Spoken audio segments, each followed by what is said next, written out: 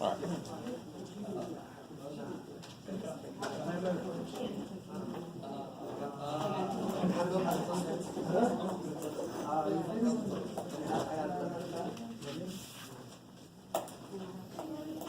So let me give you a little something to look at here.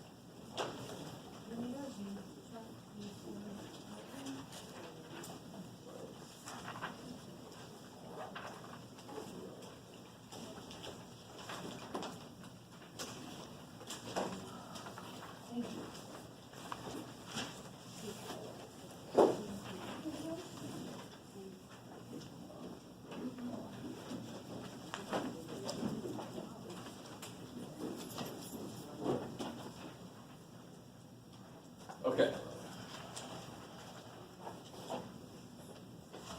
So this guy's got to work for me. All right, there we go. Sweet.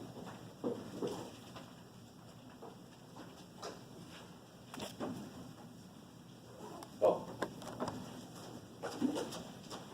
You got one? Okay. See again? Paper? Oh. All right, so the idea we're getting into is this idea of correlation between two things. So, for example, would you say that, like, height, somebody's height and whether or not they play basketball are correlated? Yeah, sure. But so if you're really tall, do you have to play basketball? No. So that's not the point. There's a correlation between the two. What about income level and area you live in? Are those correlated? Yeah. Yes. So if you make a lot of money, do you have to live in a certain area? No. But if you live in a certain area, there's a very good chance you make a certain level of money. Are you with me? However, which way you make it. All right? So that's the idea of correlation. We're obviously going to focus more on the numerical part of things that are correlated. So this is an example I like to give. This is not a suggestion on some kind of an experiment to run. Just to put that out there in case my dean's watching this. So this idea of if you had a really early class the next day and you went out drinking the night before, the number of beers you consumed would probably affect a lot of things about the next day. In fact, we've have lived this experience, right? Possibly? Okay.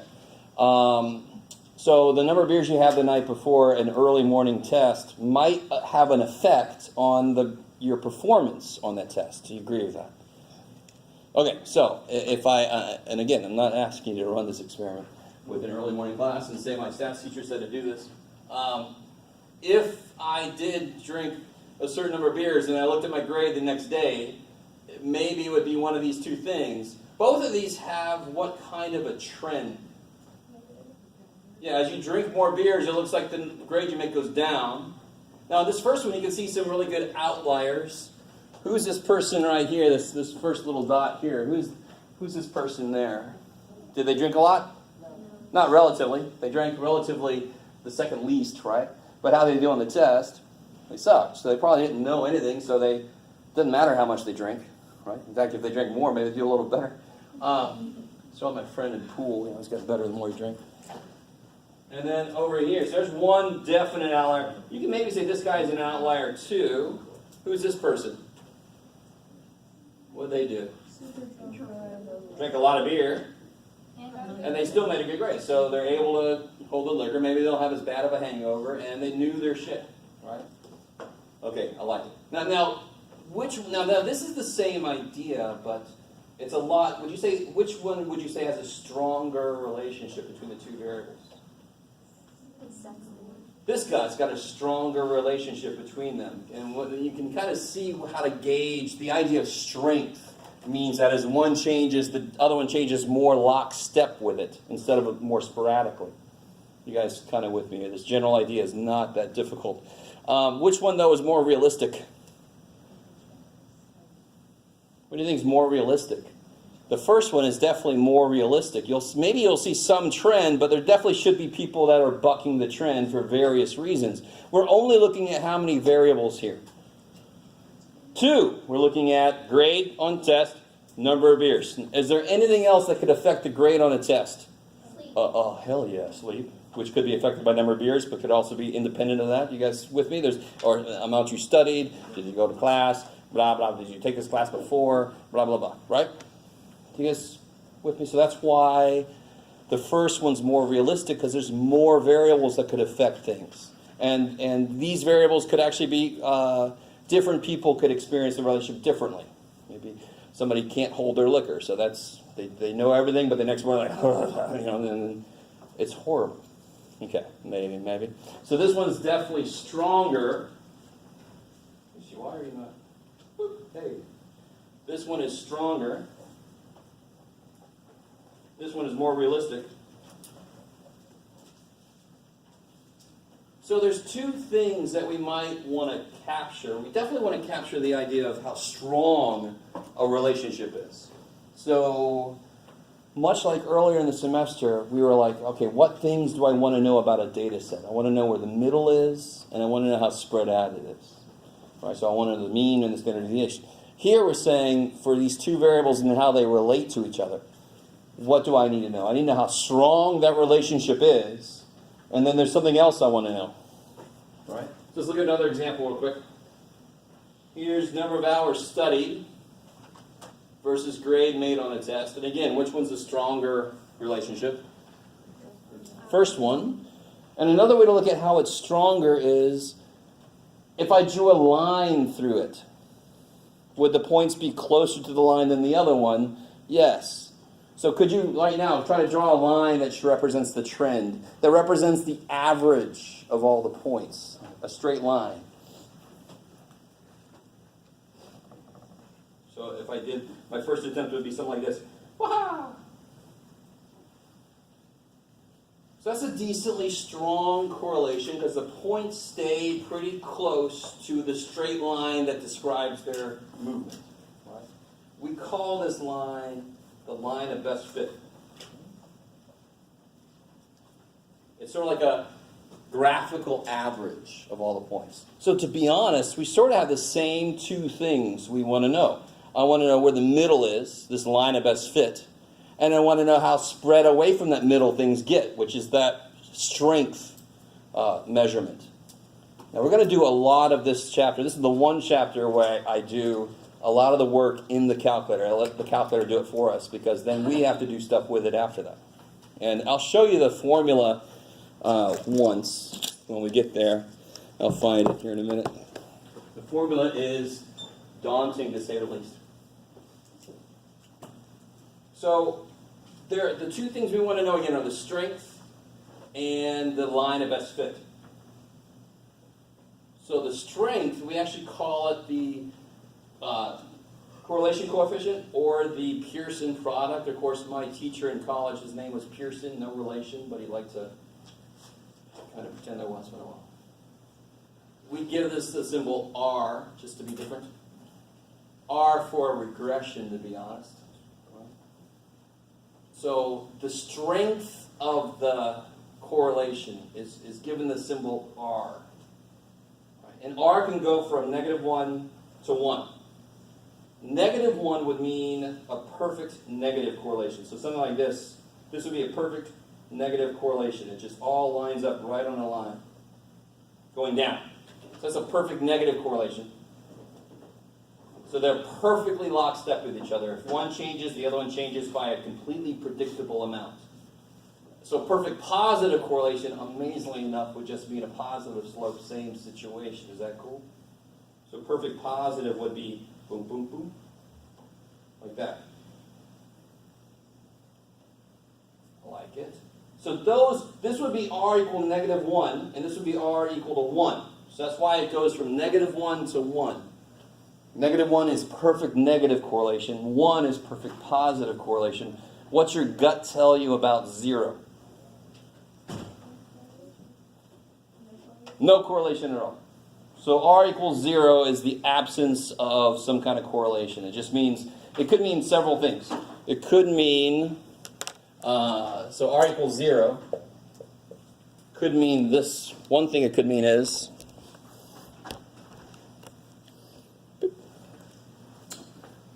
just something like this. Measles on the page. Even this kind of situation would have like a really small kind of R somewhere or the other just by random chance. But R equals 0 could mean there's no straight line that looks like it's capturing a trend. But there's also one other way that R could be 0. If I wanted to see the connection between how high I jump and how tall the tree is out there. All right, I'm going to jump. All right. It's still the same freaking height. So I don't care how tall, how high I jump, that tree is going to stay the same height, right? So there's no correlation between how high I jump and the height of the tree out there. We knew that before I said that. That's awesome. Or the other way around. So if there's a line like this, that actually means no correlation. That means this one variable changes, the other one doesn't give a shit. So there's no correlation between the two. Is that cool? So either it means just crazy, measles kind of stuff, or it means one of these two situations where one changes and the other one doesn't. So it doesn't care. I like it. All right, how are we doing so far? Is that decent? The idea here is kind of nice. It's kind of a little simpler than some of the other stuff we've been talking about. Okay? Ship. So, the two things, and we're going to get both of these things from the calculator directly, are the R value, the measure of the strength of it, and if it's positive or negative, and the line of best fit. That equation that would tell me this, the mx plus b equation. Oh, shit. Mx plus b. What's mx plus b? What's m? Slope. And what's b? Y-intercept. You guys remember that? Yes, you're like, I thought that was behind me. I just saw a meme about it. You had a what? A meme about it. Oh, a meme. Yeah. What was it? It was like someone holding a gun, like, better remember y equals mx plus b. Damn straight. And freaking quadratic formula, too. All right. So that is going to come into play now. We are going to find the slope and the y-intercept through the calculator. Do you guys know why it's m, by the way? If you took me for algebra, you would know. It's French for to walk. It's marcher. So that's why we use the letter m, just to be all different. Okay. And if you remember on the website, there's that calculator guide that you can always go there and grab and print out for yourself. Section D tells you how to do this stuff. And just to be nice, I put it here. So we're going to do this one together, and then I want you guys to do the next one by yourselves. So the very first step in this, of course, as always, is data entry. You got to get this stuff into the calculator. If you haven't borrowed one yet, I ran out. So there you go.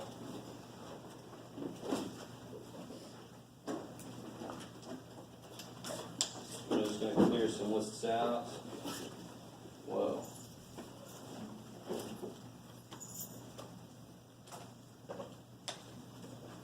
Okay. So I'm just going to put this in. So in L1, I'm going to put the number of beers. I'm doing this data right there. Is everybody cool with that? It's on the other side of that?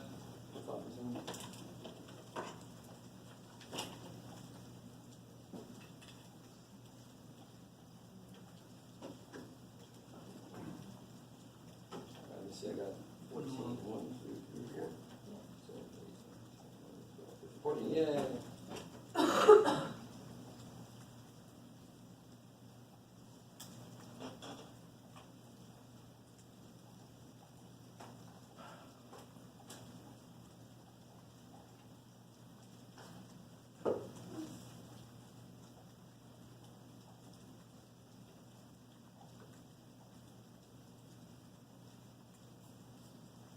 What I always do is every now and again I'll kind of double check. I'll look to make sure that 3 goes with 84, 3 goes with 84.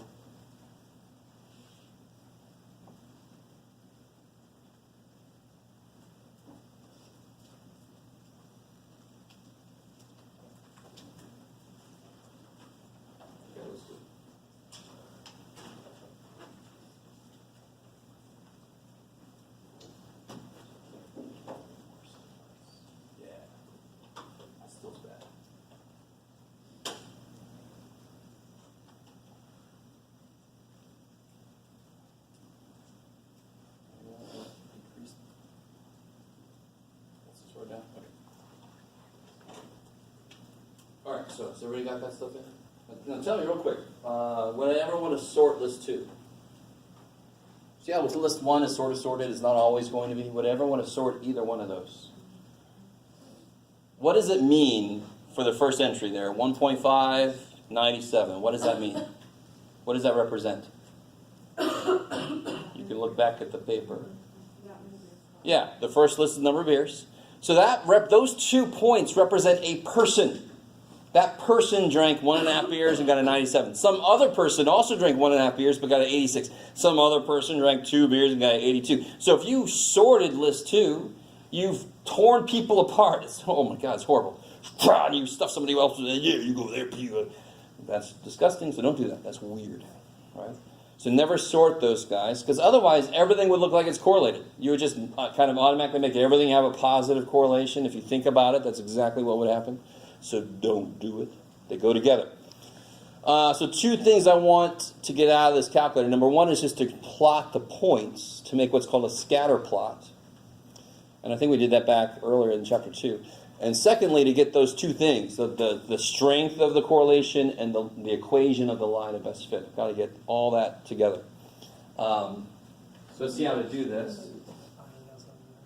So right now, I got data in here, and I want to calculate something about the data. So where should I go? It's crazy. Go to stat. How'd you get 4 points? Say again, sorry. How'd you get the other 0.47 on that? Did you do something? Where are we looking? We're looking at this other stuff? Yeah, no. Let me just clear that out, because that's left over. Oh, Okay. I'm only looking at L1, L2. Yeah. Okay. So go to stat, calc.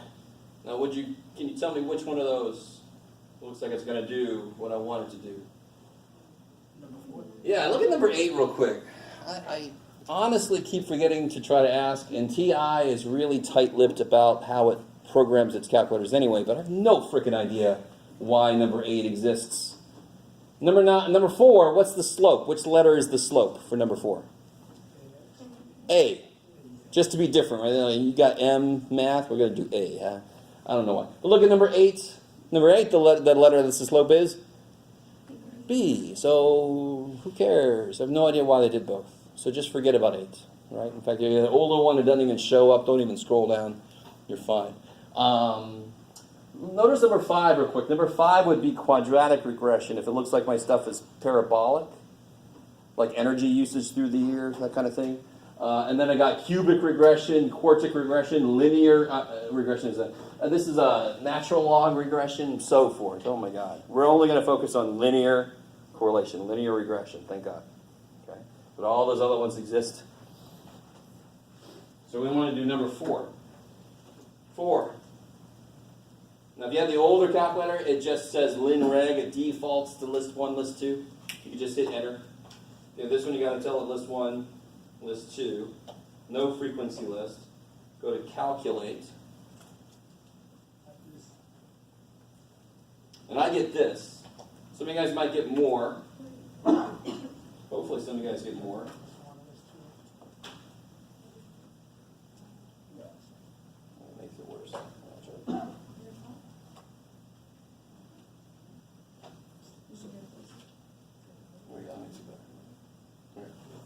All right. Tell me, please, dear God, tell me if you get an error. Anybody get an error? The most common error is called dim mismatch. Dimension mismatch. It means the lists don't match up in how long they are. So it's got one person that drank some beer and didn't get and just suddenly stopped existing for the test. And it's going to go, that's freaking me out. So dimension mismatch is the most common error. Anybody not get A, negative 2.53, B, A, 9.8? Has everybody got those numbers? I mean, I could have put something in wrong, so if nobody got it, maybe I'm wrong. But So those just mean the slope? Like good. What's the slope? Yeah, so what's the slope? Negative 2.535, blah, blah, blah. And what's the y-intercept? 89.83, blah, blah, blah. So right now, if somebody drank no beers, could you predict what grade they would make? 89.83, blah, blah, blah, because that's when x equals 0. That's what the y-intercept is. X is the number of beers. I like it. So, what's missing? I see the line of best fit. What's the other thing I want? the strength, which is given the letter R. That's the variable for the strength of the correlation. All right. Some of you guys, does anybody have that showing up? Some of you guys might have R squared and R. Some guys do. Okay, so let me catch up. If you don't have that happening, you're going to do what I'm about to do. You just have to do it once if you have your own calculator. All right, everybody ready? Oh shit, here we go. Hit second 0. That's a catalog of every damn thing the calculator can do. So you know, you got some time on your board, you can go scroll through this. I want to get through to the D section. See how there's a little D right there? On the x to the negative 1 button. So let me just hit that button, and it's going to take me down to the D's. All right, everybody with me that needs to do this? Okay, now scroll down. Notice how it's got day of the week and all that kind of stuff. For like, you can figure out the day of the week for 1973, the whatever. Go to diagnostic on. Just scroll down to diagnostic on. This doesn't mess anything up, by the way. So once you turn it on, you don't have to go back and turn it off. It's not going to freak anything else out. I think it was a holdover from back in the day when the calculators had very little processing power. So if you want to conserve processing power, you turn this thing off. But now I'm like, what the shit? Just turn the damn thing on. So just hit enter, enter. Diagnostic on, done. So now, if we do stat calc number 4, you should have all this showing up.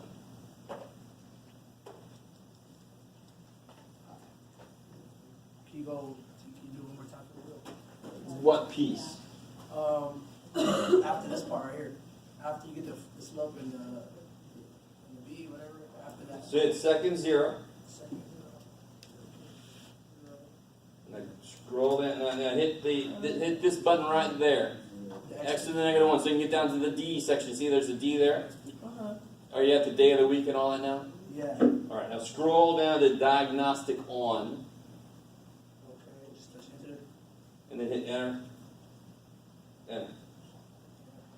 And now, once you do that, and it says done, if you go back to calc 4, it should tell you everything you need to know. Okay. R squared, we'll talk about it a bit later. Right now, it seems like it's a middleman. It's sort of like getting the variance. That just means I haven't square rooted yet, right? Why does it make sense that R is negative here? What was this? This is beers versus grade. So it's sort of like this situation. So it's negative because it should be a negative trend. As you drink more beers, your grade should kind of go down. Okay. So let's see. I've got the line of best fit. Let's write that down before I forget it. So let's see. Here's the line of best fit. Y equals negative 2.535x plus 89.831. I like it. There's the line of best fit. Now let's see how to graph this thing. And what do I want to? I want to plot these statistical data points. So look right above the y equals button. What's it say? Right above the y equals button. Stat plot, that's crazy. So it's second y equals to get in stat plot.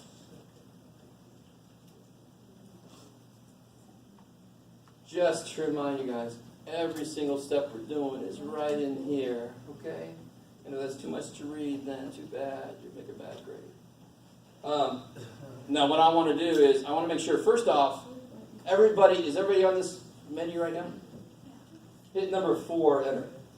Rating 4. 4, enter. Just to make sure we all start off with everything turned on. Because I always have somebody that has more than one thing turned on that freaks out. Okay, now go back to it. Go second, y equals, get back in there. And let's go into the first plot. Plot 1, hit enter. Let's turn this bad boy on. Please, dear God, the minute I get ahead of you, let me know. What if it's on? Is it on?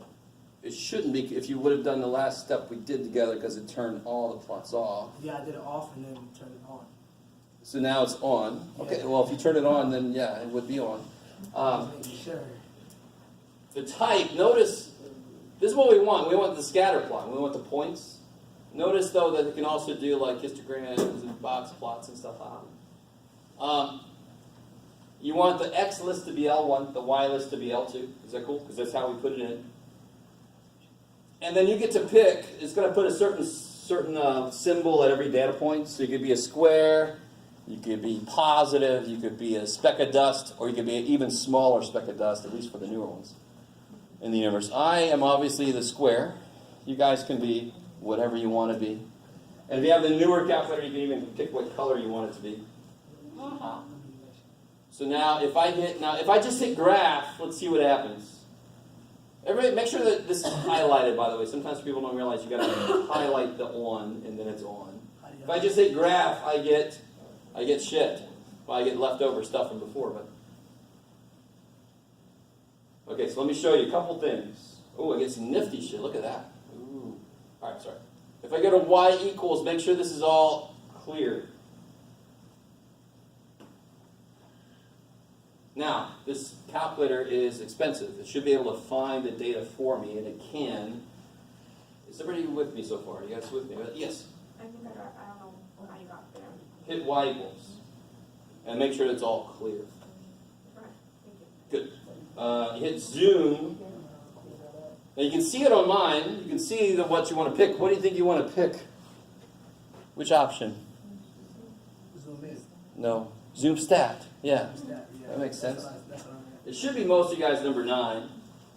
You can scroll down and make sure that it's true. So if you just hit zoom stat, it will find the data for you.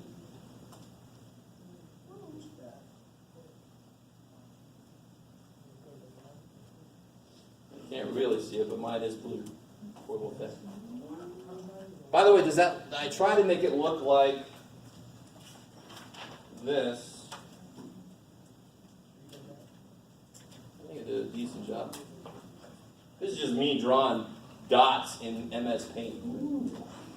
So then I try to make some data that actually kind of mimic that. All right, now, we know the line of best fit. We know the R. Why does it make sense that R is nowhere near -1? It's -0.33 something, right? Remember? The R value? Why is it nowhere near -1? Because these points are nowhere near to the line, right? They're really spread out. So I like to think of the R as kind of like a two-dimensional standard deviation in a way. It's got a different scale, -1 to 1, but it accomplishes the same idea. It's like, how far away from the middle line am I? So R is close to 0 because these data points are like spread way out from the line. So what's missing still is the line of best fit. So how do I get that in there? Well, I just put this in y equals. So if I go to y equals, and just put in there negative, make sure you hit the negative button. Not the minus button, the negative button. Negative. 2.5. Yeah, 2.535. X is right here. That's your X button right there. X plus 89.3.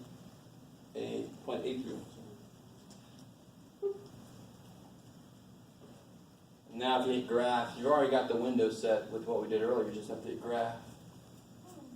There you go. Check that out. What's the matter? You alright? Yeah. It just not as I expected. Oh, okay.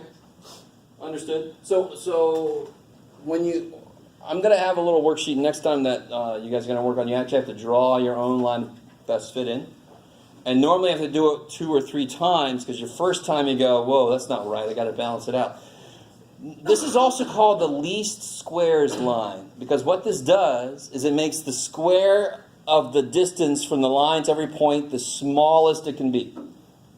That's how it kind of positions the line, right? So that is a graphical average of all the points. All the points are the closest they could possibly be at the same time to that line. I like it. Carmen's like, I don't trust you, but oh well, too bad. For things that are really spread out, the line has less relationship with the points, which makes sense. That's why R is so freaking small, close to 0, right? Okay, all right. So what I want you to do, just to really make sure that you're all properly motivated, on the test, or if we do a quiz on this, both, I'm going to ask you to come up and show this to me on your calculator. I want to see the points and the line of best fit. So try to do the second group of data down there. Try to do everything we just did for the second group. I'm going to answer the questions here as you go.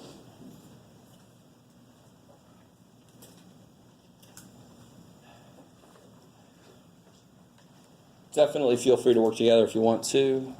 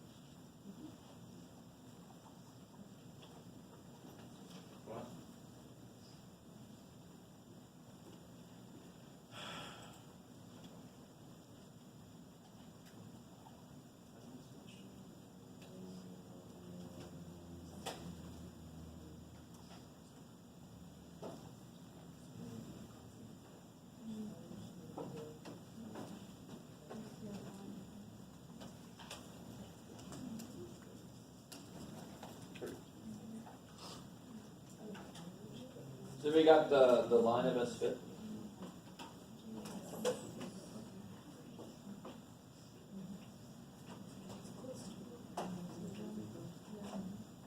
What do you guys get for the line of best fit? 0.6572 x plus 70.9668. Yeah, so yeah, 0.657, like 0.65, yeah, 0.657 x 70 point, I get 966, 8, yeah, Yeah. 70.967 roughly. How you guys doing? Is that what you guys are getting? Yes. Trust me. Yes. Yes. No. Did you do the graph yet? No. Oh, okay. No, It's never all mind. we've Never done. mind. Okay. What do you guys get for the R value? You got that? You should get the R, right? 0.7377. I like it. So 0.7382. Now I'm going to give you, let me just show you real quick. Well, sure, I'll show you this real quick. I'm going to give this to you. This is not a chart I'm going to make you use. I'm just going to give it to you. How big is this sample, by the way? 19, right? So for a sample size of 19, this tells you what R value is evidence of correlation. So the bigger the sample, the smaller the R value could be to show that there's still correlation. That kind of jives with a lot of other things we've done this semester. You could do a whole hypothesis test on this. We're not going to. I'm just going to tell you R has to be bigger. In this case, for 19, I would use the 0.05. That's the most usual. I say R has to be bigger than 0.456 to show correlation, or less than negative 0.456 if it's a negative correlation. Are you guys with me? And we got 0.73 something or other. So that definitely is evidence of correlation. These data points are correlated. And how strong that correlation is how much above that the R gets. The closer it is to 1, the stronger it is. The closer it is to 0.456 the other way, the weaker it is.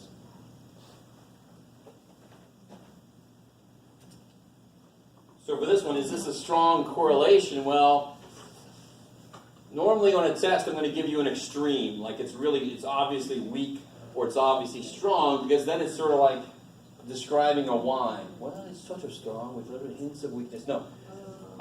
So 0.738, I'd actually say that's medium strength.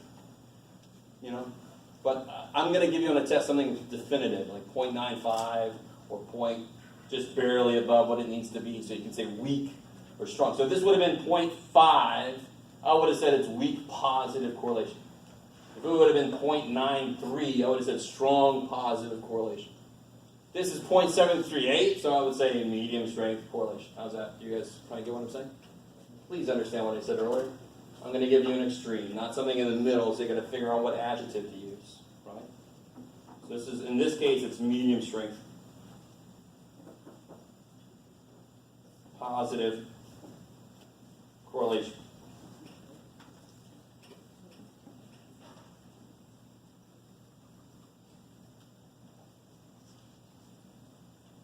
Now, the fact that there's evidence there's a correlation, so I want you to understand, if I had just the test scores for a group of people, what's your best guess for anybody's individual test score? So if I told you the average grade for everybody, and that's what I got, your best guess for any individual person would be the average. Does that make sense? In fact, that's what we called the point estimate back then when we did conferences, our best guess. This is a way to improve on that guess.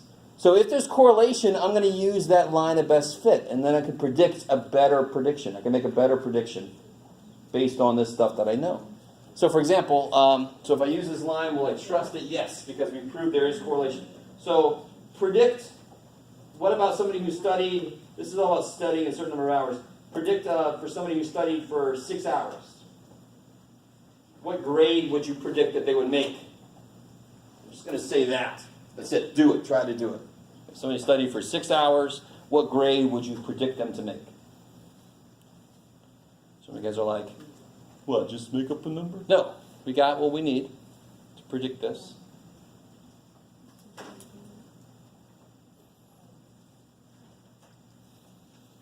Yeah, haven't told you yet. Well, I have told you. I just haven't done it specifically for 6. Which letter represents number of hours studied? X, right? Because it's the list one. And what does Y represent? The grade you made. So if I said you studied for 6 hours, you're going to make what?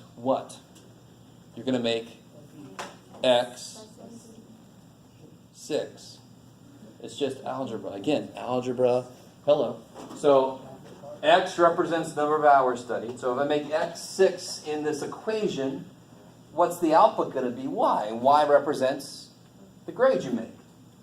So that's why I want to figure out the line of best fit, because if there is correlation, I can use it to make predictions. So if you plug a 6 in, what do you get out?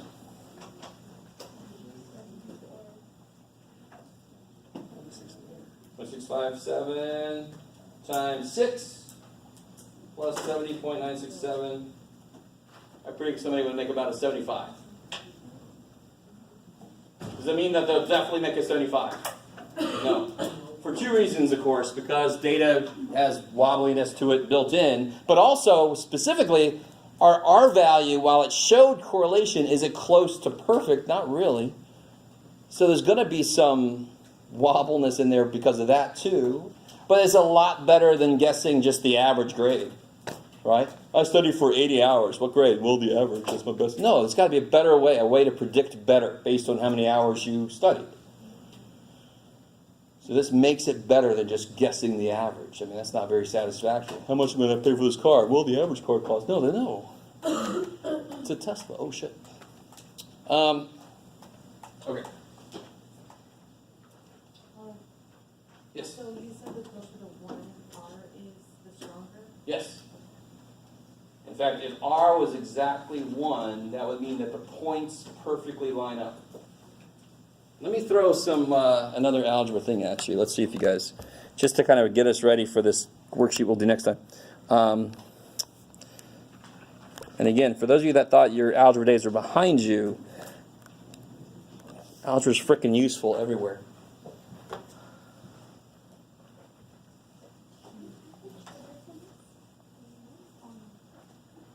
So let me see. I want you guys to do this. Find the line. Find the equation of the line. Going through the points 1, -7, and -4, -5. Sure. Ooh, I love that one. Yeah. Does this sound familiar? It seemed like bullshit when you did it. It's got an actual physical reason for existing, like most of algebra does.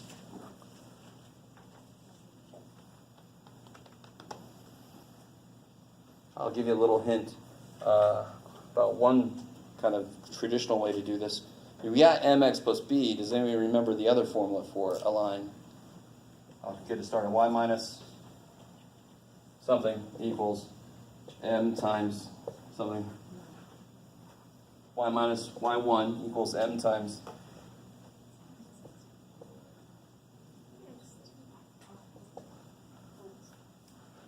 That's the point, a point, and the slope. If you got a point, do we have a point? We got 2 freaking points. You can pick whichever one you like better. Do we have the slope yet?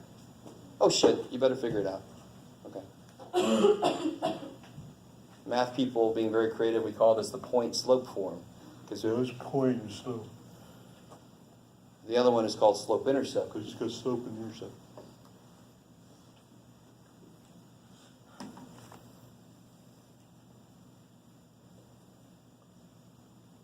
I love you guys. What's the slope formula? What's it? What is it in English? So in English, it's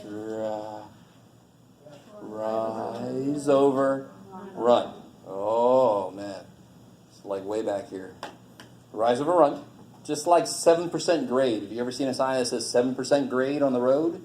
That means for every 100 feet you go, it goes 7 up or 7 down, depending on which way you're going. That's what 7% grade means. It's slope. Holy shit. In real life, no, that's not allowed. Yes, it is. So when I rise, which variable changes? What variable is on this axis I'm drawing? Because I'm rising and falling. What variable is this? Y. So it's going to be the difference in the y's. Rhymes with rise. Holy shit. Over the other guys. X2 minus X1. So it's how much your height changes divided by how much you have to run to get that change. So here it would be like -5 minus -7. Y2 minus Y1 over X2 minus X1. -4 minus 1. The only reason we have the subscripts is so that you do them in the same order so that you don't get the wrong sign on your slope. That's the only reason that little Y2, little 2 is there. It's the only reason. What do you guys get when you do this? Yeah, -2/5.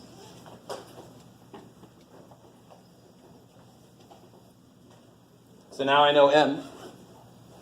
And then which point do you want to use?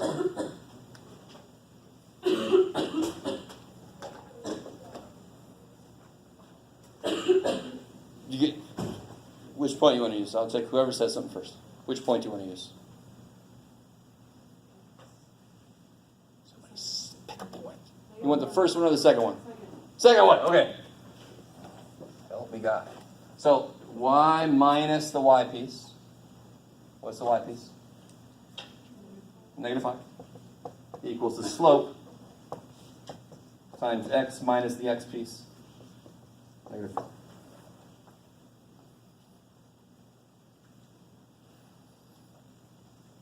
I'm going to relate this back to the calculator. I'm going to show you something you wish you knew when you took the course where you had to do this. So your y plus 5 equals -2/5 times x plus 4. So you get y plus 5 equals -2/5 x minus 8/5. And then I gotta subtract 5. So you get y equals -2/5 x. LCD, shit! Multiply by 5, multiply by 5, 25. -8, -25 is -33.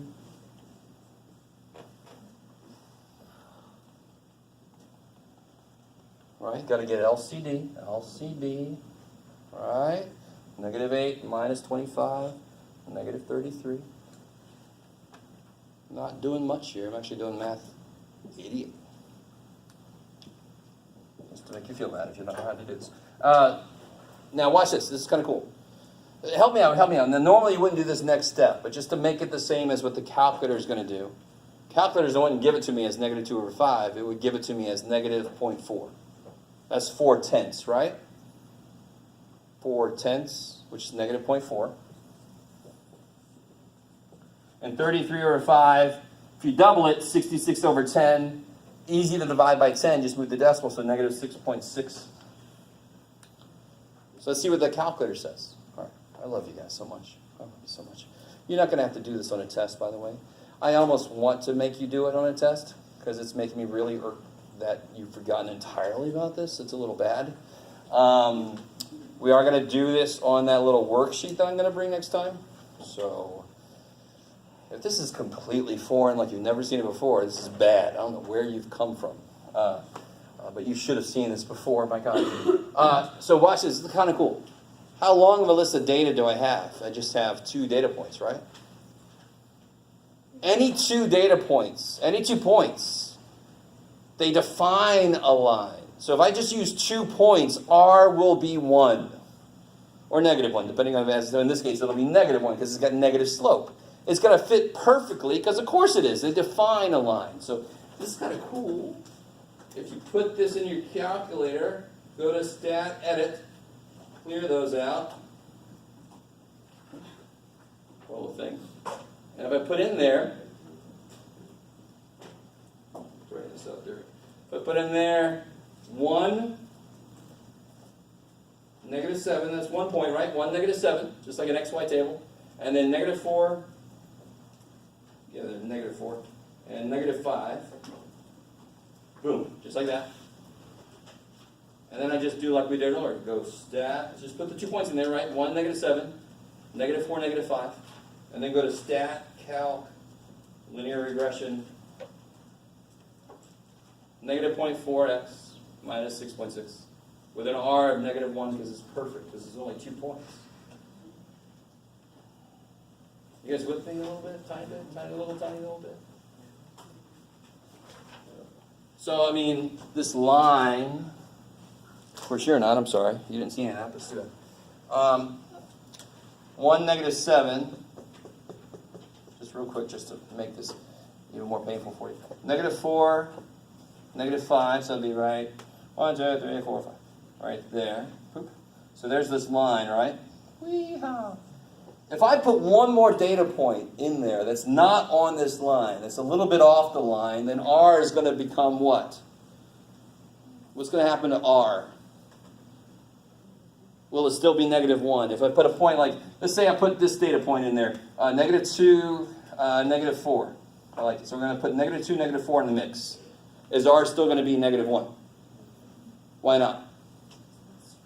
Because now these points don't lie on a line. Don't lie on a straight line. In fact, the line itself is going to move a little bit to adjust for that. So let's see, if I put -2, -4 in there, let's see what happens to the R value. So we go back to stat